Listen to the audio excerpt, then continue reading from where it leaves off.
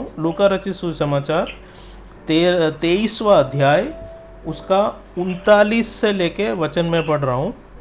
जो कुकर्मी वहीं लटकाए गए थे उनमें से एक को उसकी निंदा करके कहा, क्या तू मसीह नहीं? तो फिर अपने आप को और हमें बचा। इस पर दूसरे से उसे डांट कर कहा, क्या तू परमेश्वर से भी नहीं डरता? तू भी तो वहीं दंड पा रहा है और हम तो न्याय अनुसार दंड पा रहे हैं, क्योंकि हम अपने कामों का ठीक फल पा रहे हैं। पर इसने कोई अनुचित काम नहीं किया। तब उसने कहा, हे यीशु, जब तू अपने राज्य में आए तो मेरी सुधि लेना। उसने उससे कहा, मैं तुझसे सच कहता हूँ कि आज ही तू मेरे साथ स्वर्ग लोक में होगा। यह घटना यीशु ख्रिस्त जब क्रूशित हुआ उसकी बात है, और उसके साथ 2 कुकर्मी उसके साथ क्रूशित हुए थे। हम पूरा इस 6 वचनों को पढ़ते हैं तो हमको ये पता चलता है कि ये 2 कुकर्मी जो थे या क्रिमिनल्स थे, उसके अंदर से एक व्यक्ति जो है वो स्वर्ग लोक तक पहुंचता है और दूसरा व्यक्ति जो है वो स्वर्ग लोक तक नहीं पहुंचता। तो इन 2 लोगों के अंदर क्या अंतर है? इन 2 लोगों में ऐसा क्या बात हुई कि एक व्यक्ति जो है वो स्वर्गलोक तक पहुंचा और दूसरा व्यक्ति जो है स्वर्गलोक तक नहीं पहुंचा? बहुत अद्भुत बात है कि इनकी ज़िंदगी के आखिरी क्षण में इनको परमेश्वर को जानने का मौका मिलता है। बहुत ही अद्भुत एक बात है। पूरी ज़िंदगी के अंदर उनको जो मौका नहीं मिला, अंतिम कुछ समयों में उनका ज़िंदगी जब ख़त्म होने जा रहा था, उस समय में उनको परमेश्वर से वार्तालाप करने का मौका मिला। बहुत बहुत अद्भुत बात है। और उसमें से एक व्यक्ति उस मौके का फ़ायदा उठाता है। अब ये बात को ध्यान रखना है, हम दोनों लोगों का ज़िंदगी के ऊपर हम फोकस करेंगे। एक व्यक्ति स्वर्गलोक तक पहुंचता है, दूसरा व्यक्ति स्वर्गलोक तक नहीं पहुंचता। इन दोनों के अंदर अंतर क्या है? आज के दिनों में हम जब ये घटनाओं को देख रहे हैं और परमेश्वर का आगमन नज़दीक है, उस समयों में अंदर ये बातें हमारे लिए बहुत महत्वपूर्ण है। एक व्यक्ति, ये बात जानना है कि दोनों लोगों को एक मौका मिलता है। दोनों व्यक्तियों को मौका जो है वो एक समान मिलता है। वो मौके में उनका अंदर कोई अंतर नहीं है। दोनों कुकर्मी हैं, दोनों ने अपराध किए हैं और दोनों व्यक्तियों को एक एक मौका मिलता है। मौके में कोई अंतर नहीं है। दोनों व्यक्तियों को एक मौका मिलता है। एक व्यक्ति वो मौके का फ़ायदा उठाता है और वो फ़ायदा उठा के वो स्वर्गलोक में पाया गया है, और दूसरा व्यक्ति जो है वो स्वर्गलोक तक नहीं पहुंचता। अभी ये 2 व्यक्तियों के अंदर फ़र्क क्या क्या है, हम एक एक कर इसमें देखेंगे। पहला व्यक्ति, एक व्यक्ति जो है वो परमेश्वर से कहता है, क्या तू मसीह नहीं? और अगर तू मसीह है तो तू हमें और तेरे को और हम दोनों को बचा। दूसरा व्यक्ति ये कहता है कि क्या तू परमेश्वर से डरता नहीं? मतलब एक तरह से वो अंगीकार कर रहा है कि हमारे सामने जो है वो परमेश्वर है। दूसरा वो ये अंगीकार करता है कि हमको जो मिला है वो न्याय अनुसार मिला है, जो हमारे कामों का ही ठीक फल है। इसका कहने का मतलब ये है कि वो इस बात को अंगीकार करता है कि उसने जो किया है वो ठीक नहीं है, और उसको जो मिला है वो उसका जो काम है उसके अनुसार का जो फल मिला है। कहने का मतलब ये है कि ये एक तरह का पश्चाताप है कि मैंने जो किया वो गलत है। ये परमेश्वर के सामने उसने अंगीकार किया, और परमेश्वर के सामने, परमेश्वर के सानिध्य में, यीशु ख्रिस्त के सामने उसने अंगीकार किया कि मैंने जो किया वो गलत है और मेरे को जो मिला वो न्याय अनुसार मिला। मतलब ये पश्चाताप का पहला स्टेप है जो एक व्यक्ति ने लिया। दूसरा, वो परमेश्वर से कहता है कि तू जब स्वर्गलोक जब आएगा तो तब, या परमेश्वर का राज्य जब आएगा तो मेरे को याद करना या मेरी सुधि लेना। अब ये बात थोड़ा अद्भुत है। ये इसलिए कि इसको कैसा इतना जल्दी पता चला कि स्वर्ग के राज्य में क्या है, इतना जल्दी उसको कैसा पता चला कि स्वर्ग के राज्य में उससे मेरी सुधि लेना, इतना बड़ा एक प्रकाशन इतने थोड़े वक्त में उसको कैसे मिला? हमारा जो परमेश्वर के साथ जो रिश्ता है उसका जो बेस है या उसका जो नींव है वो पश्चाताप है। और अगर पश्चाताप नहीं है तो हमको परमेश्वर के साथ एक रिश्ते के साथ नींव नहीं है।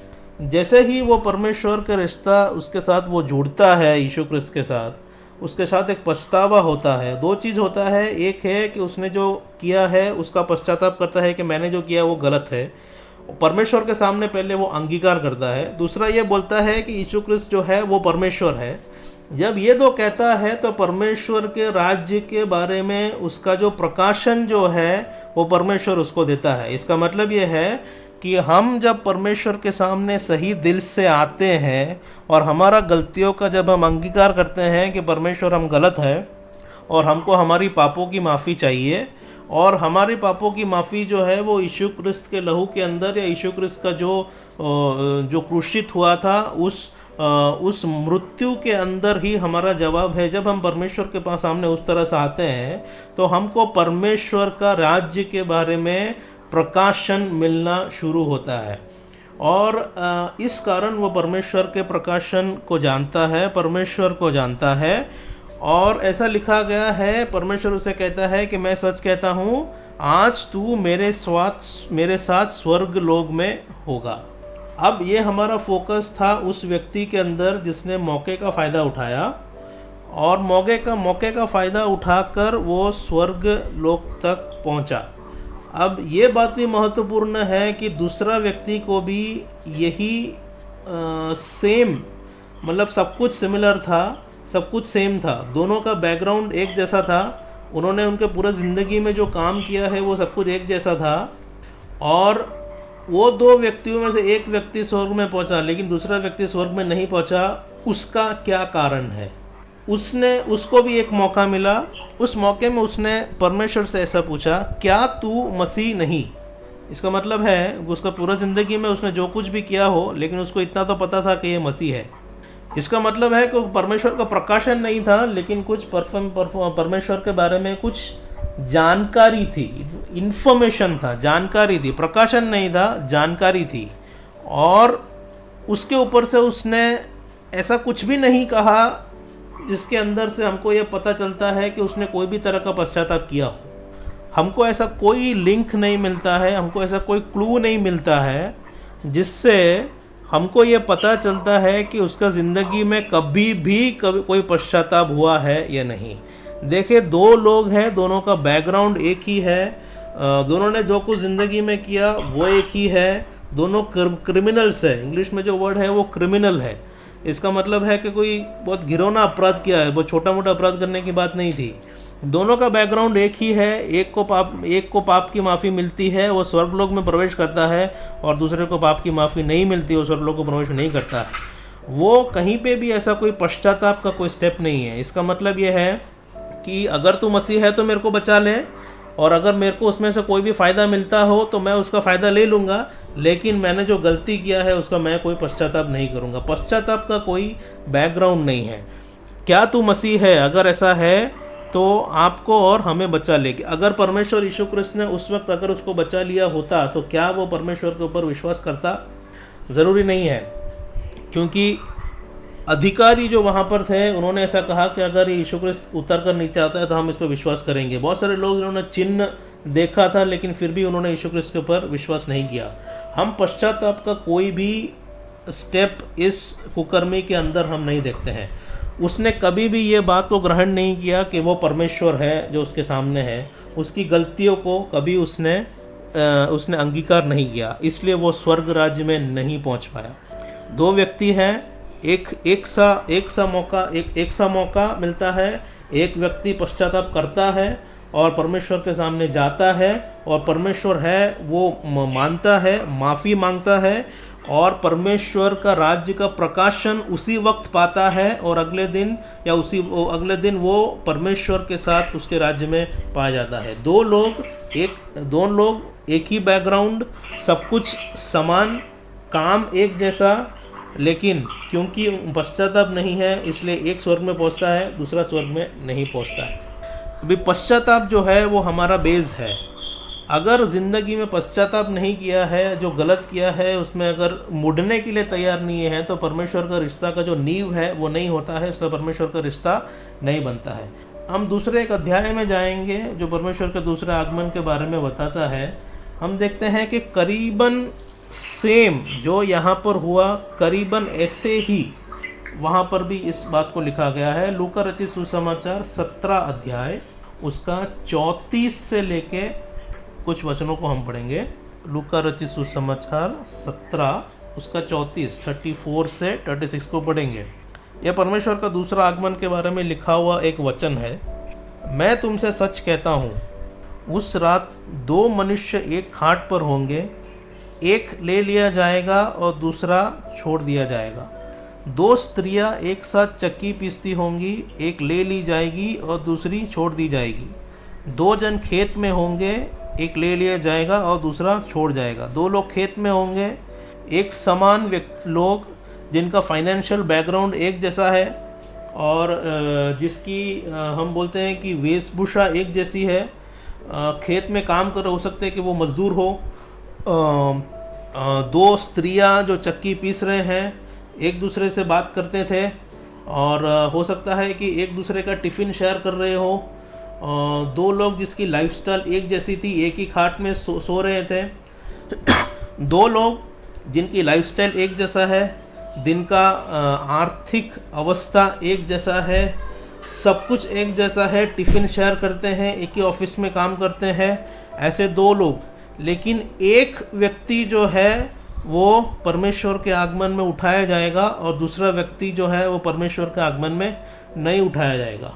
तो व्हाट इज़ द डिफरेंस? ये 2 व्यक्तियों के अंदर ऐसा क्या अंतर है कि परमेश्वर के राज्य में जो सब कुछ सेम है, फाइनेंशियल बैकग्राउंड सेम है, जो इतना पैसा हाथ में है वो सब सेम है, लाइफस्टाइल एक जैसा है, जिस रीति से वो जीते हैं वो सब एक जैसा है। तो ऐसा 2 व्यक्तियों के अंदर ऐसा अंतर क्या है कि एक व्यक्ति जो है स्वर्ग राज्य में लिया जाएगा, दूसरा व्यक्ति स्वर्ग राज्य में नहीं लिया जाएगा? 2 चीज़ महत्वपूर्ण है, आपने क्या विश्वास किया है और आपने क्या सुना है।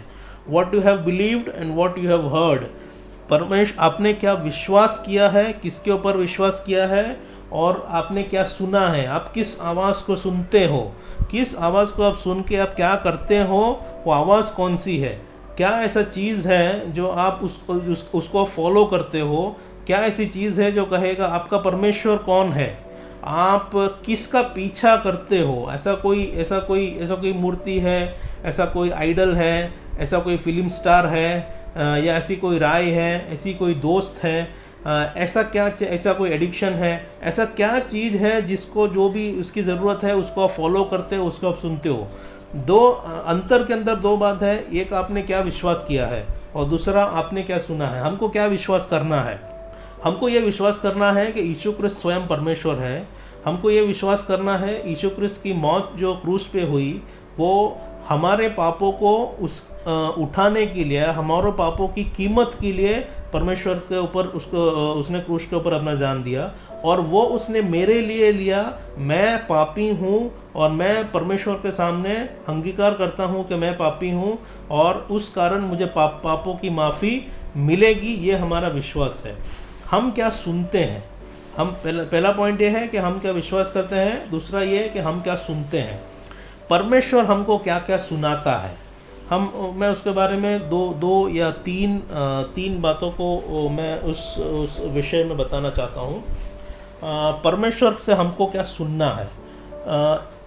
एक चीज़ कि परमेश्वर को जो हमें सुनाना है, परमेश्वर को जो हमसे कहना है, वो उसके वचन के अंदर लिखा हुआ है। इस बात के ऊपर मैं कुछ बात को थोड़ा विवरण देना चाहता हूँ। हर परमेश्वर का वचन जो है क्या हर बार हमारी गलतियों को बताएगा या नहीं, इसके बारे में मैं कुछ विवरण देना चाहता हूँ। परमेश्वर का वचन क्या है, क्या सही है और हमको क्या फॉलो करना है। जब उसके वचन में लिखा हुआ है तो क्या वो लिखा हुआ होने के बावजूद परमेश्वर क्या हर बार हमको उसका रिमाइंडर देगा या नहीं, इस बात के ऊपर मैं कुछ बातों को बोलना चाहता हूँ। इस विषय में मैं मूसा का जो है उदाहरण लूँगा।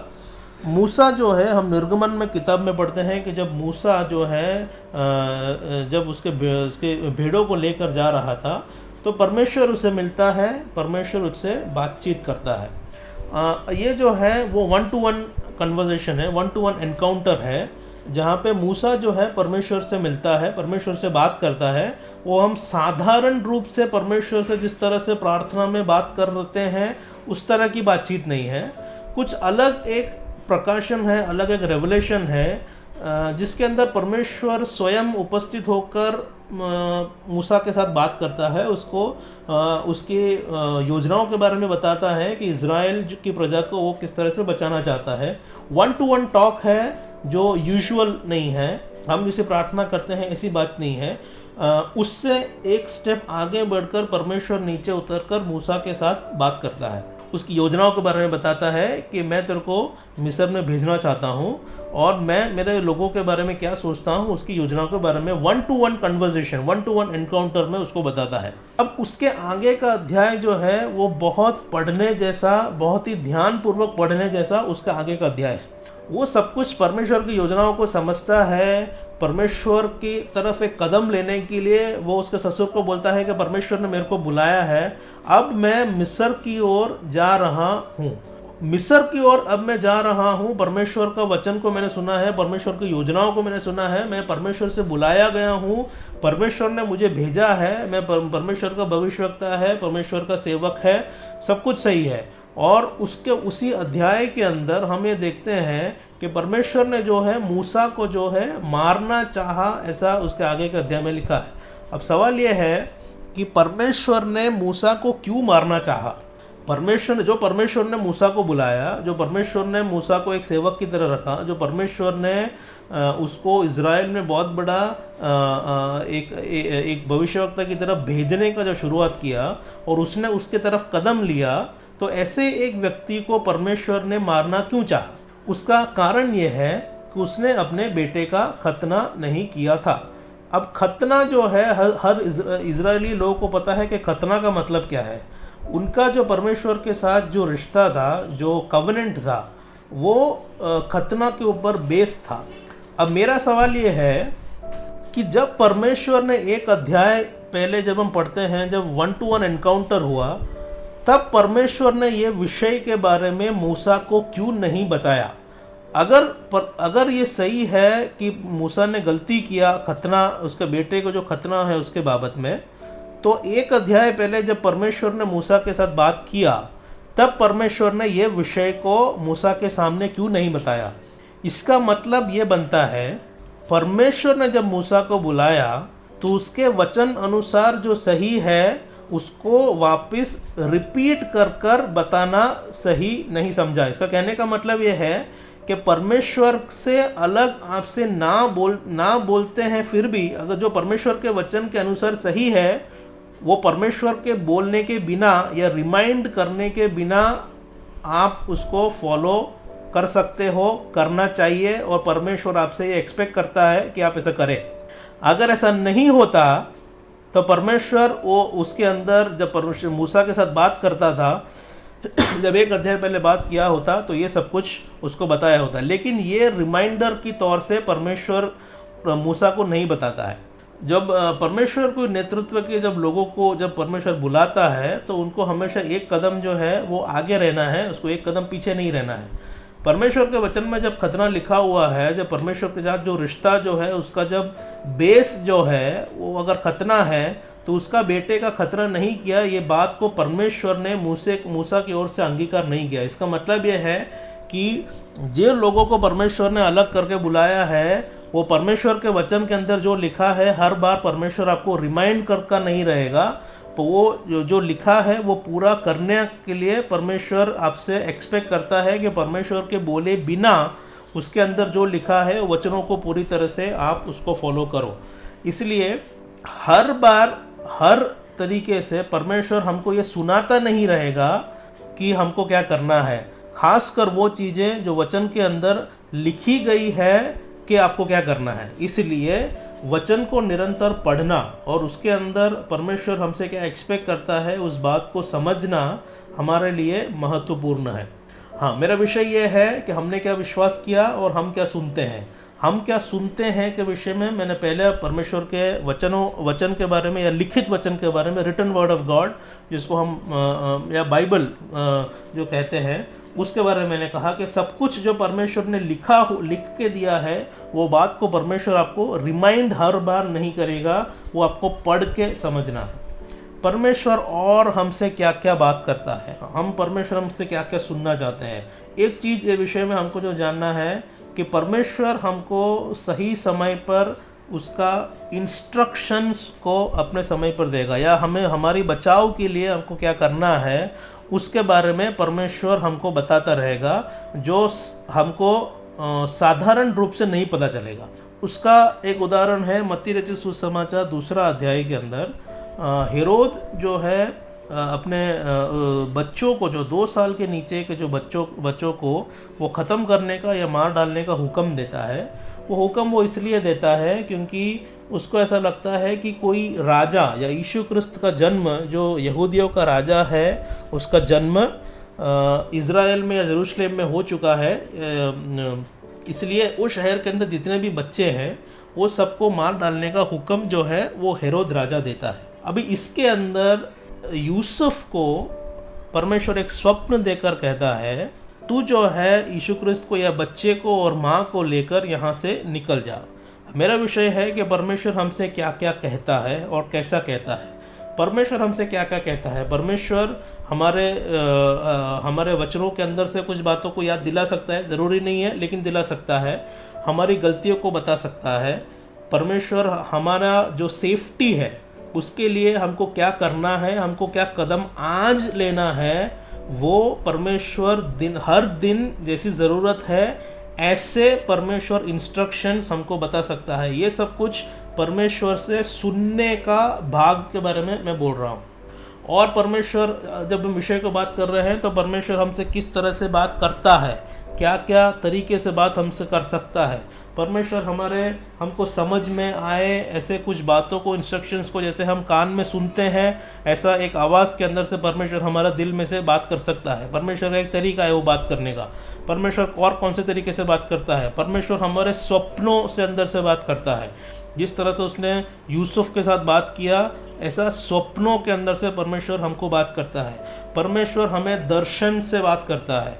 दर्शन का उदाहरण क्या है? दर्शन का उदाहरण ये है कि पौलुस जब दमस्कस की ओर जा रहा था तो परमेश्वर यीशु क्रिस्त स्वयं वहाँ पर आकर दर्शन देकर उसके बारे में उसको बताता है। जब पतरुस जो है प्रार्थना कर रहा था कुरनेलियुस से मिलने से पहले, तो उसने परमेश्वर का दर्शन को देखा। परमेश्वर का दर्शन जो है वो परमेश्वर के सुसमाचार के विषय में बताता है। और परमेश्वर का जो स्वप्न जो है वो हमारी वार्निंग्स के लिए है। परमेश्वर हमको चेतावनी दे रहा है, वो खासकर ज़्यादातर स्वप्नों के अंदर से होता है।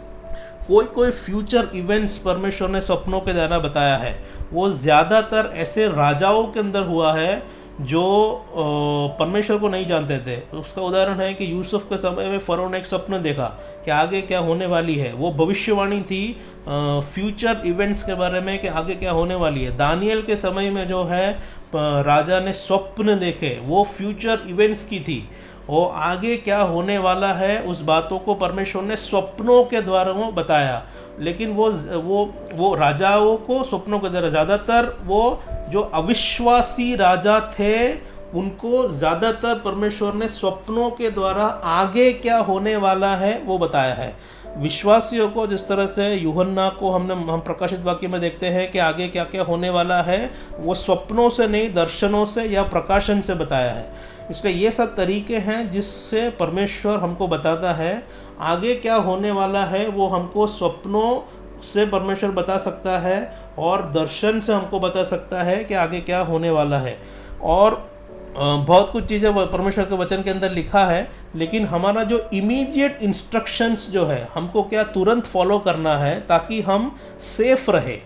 क्यों? उसका उदाहरण एलिजा जो था, उसको परमेश्वर ने कहा कि अब बारिश नहीं आने वाला है तो इस स्थान में जा। वो इमीडिएट इंस्ट्रक्शंस हैं कि हमको हमारी सेफ्टी के लिए, हमको हमारी बचाव के लिए, जब आगे की कुछ भविष्यवाणी पूरी होने वाली है या सताव आने वाला है या कुछ हमें विरोधी होने वाले हैं, तो उस वक्त हम हमारे बचाव के लिए हमको क्या करना है उसका जो इमीडिएट इंस्ट्रक्शंस है, मतलब हमको आज क्या करना है उसकी जो इंस्ट्रक्शंस है वो परमेश्वर हमें स्वप्नों के द्वारा और बताएगा। वो एक तरीका है जो परमेश्वर हमसे बातचीत करता है। ये सब कुछ परमेश्वर का बचाव का एक भाग है। और मैं विषय जब मैंने शुरू किया तो परमेश्वर का दूसरा आगमन के बारे में बताया।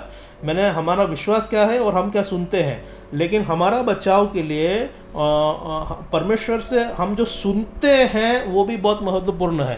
परमेश्वर हमें एक स्वप्न देकर अगर बताता है कि इस स्थान से हटकर अगर इस स्थान में जाना है या इस नौकरी से को छोड़कर दूसरी नौकरी में जाना है, तो वो इंस्ट्रक्शंस जो है, हमारा जो इमीडिएट इंस्ट्रक्शंस जो है, वो हमारा बचाव का एक भाग है। इसलिए सिर्फ परमेश्वर के वचन, लिखित वचन के ऊपर हम निर्भर नहीं रहते हुए, वो वचन के अंदर हमको पढ़ना भी है, लेकिन हमको परमेश्वर के सामने आना भी है, प्रार्थना में आना है, और परमेश्वर हमसे जो इंस्ट्रक्शंस कहता है वो हमको सुनना भी है। ये भी परमेश्वर का बचाव का एक भाग है। इसलिए जब हम ऐसी सिचुएशंस में आज जब हमारे सामने एक रोग है, एक महामारी है, जो परमेश्वर की आगमन के बारे में संकेत देता है कि अब नूहा के ज़माने में जिस तरह से परमेश्वर ने अलग एक संकेत दिया जो आज तक नहीं हुआ था, वैसा एक बरसात को गिरा करे संकेत दिया, ऐसा आज तक नहीं हुआ है। ऐसा एक रोग को देखकर परमेश्वर हमें संकेत दे रहा है कि अब उसका आगमन जो है, या परमेश्वर की भविष्यवाणी जो लिखा गया है उसको पूरा होने का समय आ गया है। उसके साइंस जो है वो हमको देखने लगेंगे।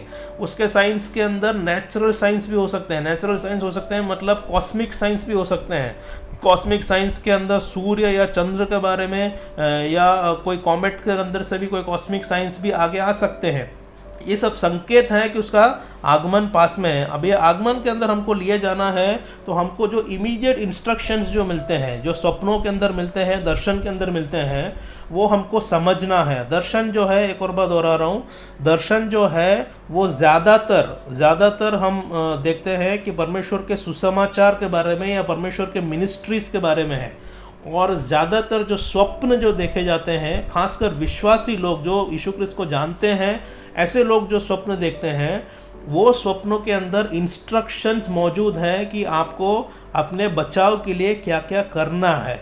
अविश्वासी लोग, अगर आप परमेश्वर यीशु क्रिस्त को पूरी तरह से नहीं जानते हैं, तो हो सकता है कि आपको कुछ बातें स्वप्नों के अंदर से आए, जो आगे जिस तरह से अब जो नहीं विश्वास करते, ऐसे राजाओं को परमेश्वर ने सपने के अंदर से जैसा बात किया, ऐसे कुछ आगे की बातों में हो सकता है कि स्वप्नों से कुछ लोगों को परमेश्वर ऐसा बात करे। लेकिन ज़्यादातर लोग जो परमेश्वर को जानते हैं, उन लोगों के लिए स्वप्न जो है वो चेतावनी के जैसा आता है, या इंस्ट्रक्शंस की तरह आता है कि हमको ये सुनकर हमको वो कदम लेना है जिस कारण हम बच सकते हैं, या हमारी जानें जो है वो बच सकती है। इसलिए स्वप्न जो परमेश्वर हमें देता है वो ज़रूरी है, जो दर्शन परमेश्वर हमें देता है वो ज़रूरी है। परमेश्वर हमको समझ में आए ऐसे हमारे कानों में जो बोलता है, हमारे दिलों में जो बोलता है, वो भी एक तरीका है जिस तरह से परमेश्वर हमसे बात करता है। तो ये सब वो चीज़ों का भाग है जो परमेश्वर से सुनने में, जो मैं दो भागों के ऊपर विश्वास मैंने डिस्कस किया। पहला ये हमको क्या विश्वास करना है। अब मैं ये जो बोल रहा हूँ वो परमेश्वर से हमको क्या सुनना है, उस चीज़ों का भाग है। इसलिए परमेश्वर जो है हम सबों को आशीषित करे कि हम परमेश्वर से सुने। हमको खासकर जो सुनना है वो उसमें हम मिस ना करें। अगर यूसुफ ने मिस कर दिया होता कि में वो बेटे को लेकर मिस्र में चले जा, तो उसका जो परिणाम जो है वो बहुत खतरनाक होता। इसलिए हम परमेश्वर से खासकर सुनने के लिए, परमेश्वर हमसे क्या बोल रहा है, ये बात को सुनने के लिए परमेश्वर हमारी सहायता करे। मैं ये विषय को यहाँ पर समाप्त करना चाहता हूँ। हमें पश्चाताप करना है, जो हमने लूका रचित सुसमाचार 23वां अध्याय में जो हमने पढ़ा कि पश्चाताप के बिना परमेश्वर के साथ एक रिश्ता नहीं है। पश्चाताप के सिवा हम स्वर्गलोक में प्रवेश नहीं कर सकते हैं। स्वर्गलोक में प्रवेश करने का एक ही रास्ता है, वो रास्ता यीशु क्रिस्त है। पापों की माफ़ी एक ही जगह पर है, वो जगह यीशु क्रिस्त का लहू है। ये लहू के अंदर के सिवाय और कहीं पे भी आपके पापों की माफ़ी नहीं है, और आपका पापों का जो दंड है वो मृत्यु है। इसलिए आपको अनंत मृत्यु से अगर बचना है तो आप यीशु क्रिस्त के सामने आइए, कबूल करें कि आप क्या कहाँ पे गलत हो, और परमेश्वर और यीशु क्रिस्त को अपना परमेश्वर स्वीकार करें अपने दिलों के अंदर। कहीं पे कोई धर्मपरंत करने का ज़रूरत नहीं है। आप स्वीकार करें यीशु क्रिस्त को अपने दिल के अंदर एक उद्धारकर्ता की तरह, और वो परमेश्वर आपके दिलों में आएगा, परमेश्वर आपको शांति देगा, परमेश्वर आपको पापों की माफ़ी देगा और परमेश्वर आपको अनंत जीवन देगा। और ये पश्चाताप का एक भाग है। परमेश्वर मनुष्य से ये एक्सपेक्ट करता है कि उसके रास्ते जो है वो सबसे पहले बदले और सही रास्ते में या परमेश्वर के राज्य में आए। स्वर्ग में एक ही पिता है, सब लोगों का पिता एक ही है। वो पिता उनके हमसे ये आग्रह करता है कि अपने रास्तों को बदले, अपने अपने अपने अपना जो काम है अपने जो रास्ते हैं अपने काम को बदले, अपने रास्तों को बदले और परमेश्वर के रास्ते की ओर अपने आप को मोड़े और यीशु क्रिस्त के पास आए। यीशु क्रिस्त के लहू के अंदर जो माफ़ी है उसको आप पाए। ये परमेश्वर का विश्वास का भाग है। और दूसरा भाग, परमेश्वर के वचन को पढ़े, उसके अंदर से परमेश्वर आपसे क्या बोलना चाहता है, आपको किस तरह से जीना है, उसका भाग जो है आप ग्रहण करें और उसके ऊपर परमेश्वर हम उसके वचन पढ़ने के बाद परमेश्वर उसके अंदर और जब आपको गहराई देगा तो परमेश्वर और आपसे बात करेगा, वचन के अंदर से बात करेगा, सपनों के अंदर से बात करेगा, दर्शनों के अंदर से बात करेगा, बताएगा कि आगे क्या होने वाला है। परमेश्वर आप सबों को आशीषित करे। मैं अपने वचनों को